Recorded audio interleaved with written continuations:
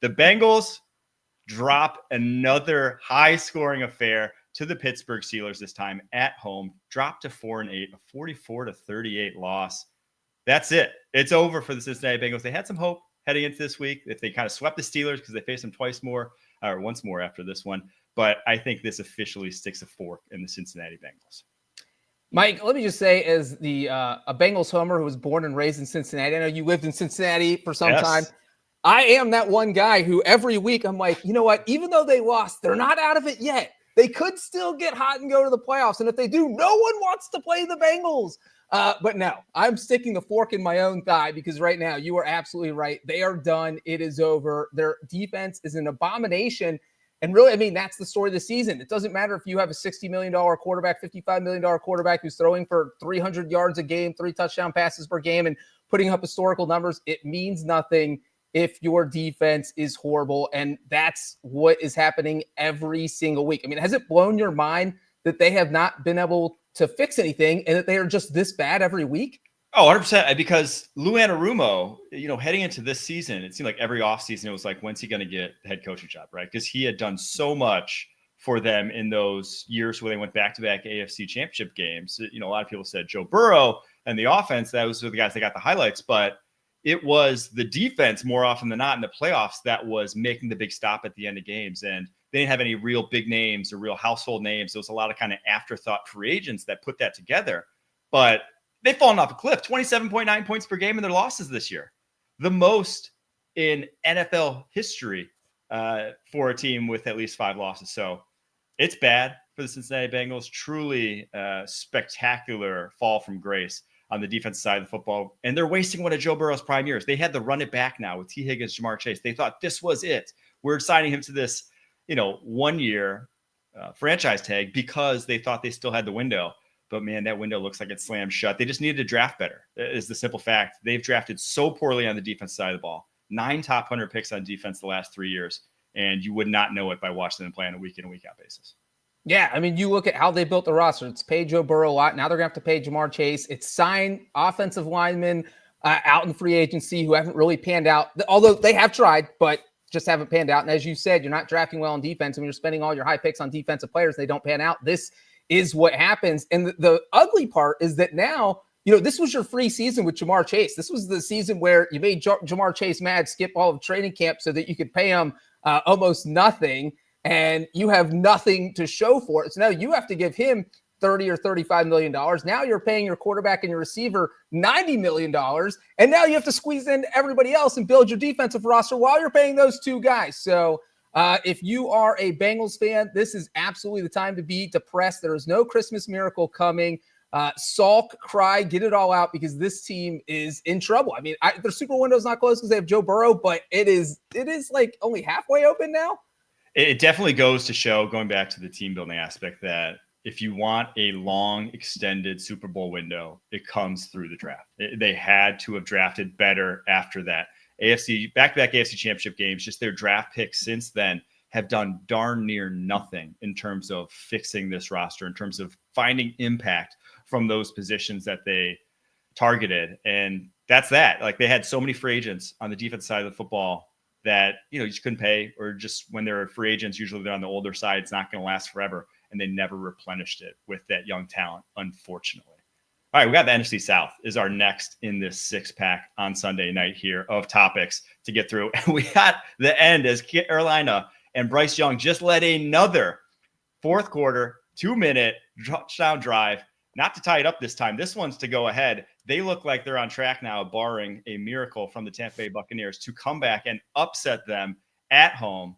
Bryce Young looks like the real deal over the past 3 weeks. But now the NFC South could be. Now we'll discuss the Falcons one off the start and then get to the Buccaneers when that one goes final. But the Falcons lose earlier today in heartbreaking fashion.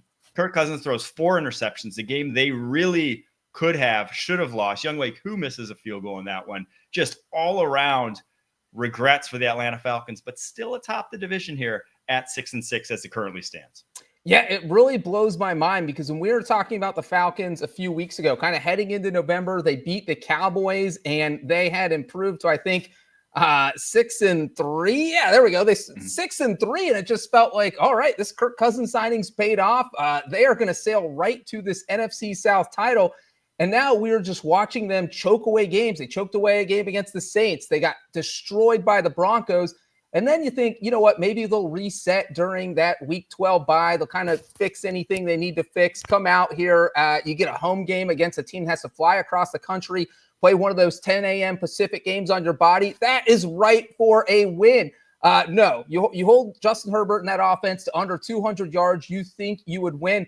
But, Mike, this just feels like a game that Kirk Cousins just threw it away. It's as simple as that. You can't have your quarterback go out and throw 4 interceptions, 2 of them in the fourth quarter, throw a pick 6. And with the way Cousins has been playing over the past few weeks, it really feels like he's regressed. He looked, he struggled the first couple weeks. It looked like he was trying to feel himself out with the Achilles injury. He got hot, and now he's taking a couple steps back. And if I had to bet money right now on a winner in the NFC South, I'm not sure I would take the Falcons, even though they're currently in first place. Yeah, they just don't look like a good football team. And it starts at the top when your quarterback has thrown 6 picks in the last 3 weeks. It's like, that's not a winning recipe, especially when they are a running team. That's what they want to do. They want to feed Bijan Robinson. They want to feed this backfield. When that's the case, you got to take care of the football. If you want to play that style, you better not be throwing it to the other team. Kirk now 13 picks on the season. That's his most since 2022. Looks on track to when he had 14. That was his career high. So this is untenable at this point. If they have, any just aspirations of getting beyond just winning the division, I think winning the division's even up in play, obviously, with where the Bucs are at, nipping on their heels at 5-6. But if they want to even win a playoff game, should they win the division, it's looking like they're going to be big time dogs should they even make it into the door. Yeah, I don't think that, it looks like whoever wins the NFC South is going to be the 4 seed, and then you have that 5 seed that could be the Packers or the Vikings. I don't think anyone in the world is going to be picking that NFC South winner to win that opening round playoff game, even though they will get it at home. And yeah, you can't feel comfortable when your quarterback's playing like this, especially when this is the point when your quarterback's supposed to get hot, when they're supposed to play well. Maybe the Falcons and Bengals can coordinate some sort of trade, get Joe Burrow to Atlanta so that the Falcons can win the Super Bowl and Joe Burrow can experience some success. I don't know. I know the trade deadline has passed, but that's just really what it feels like where Kirk Cousins is going downhill at the wrong time. Are we debating at all turning the keys over to Michael Penix at this point? Ooh. I think you give it some thought. They play the Vikings next week, week 14. And if Kirk lays another egg, has another 2 interception game, you're still going to be in first place in the NFC South, even at 6-7, even if you lose. And at that point, I'm giving some serious thought to playing Penix because you're not going to win games if your quarterback's just throwing multiple interceptions every week. Yeah, Falcons fans, they got to be looking around at what Washington's doing, at what Denver's doing, even what Drake May is doing in New England, even if they're not winning games and looking good, and just having this little bit of FOMO, just being like, man, I wish we could see it because that throw he had, the deep down the sideline one, now was dropped the other day. But one of his 6 dropbacks on the season, Michael Penix, was a dime down the football field.